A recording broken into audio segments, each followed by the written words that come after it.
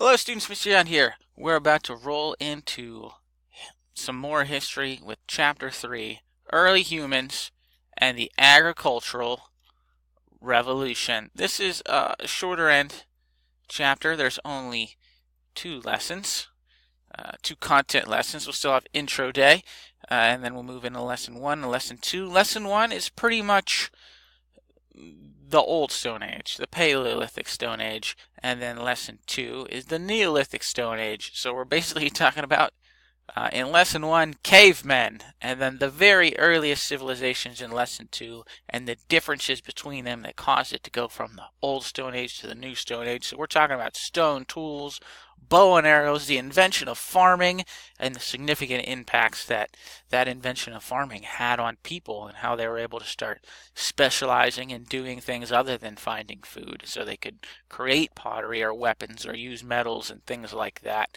And that will lead us into our next chapter, which we start studying the first civilizations. So that's where we're at. It's a shorter end chapter, but a whole lot of very important things happening in these lessons.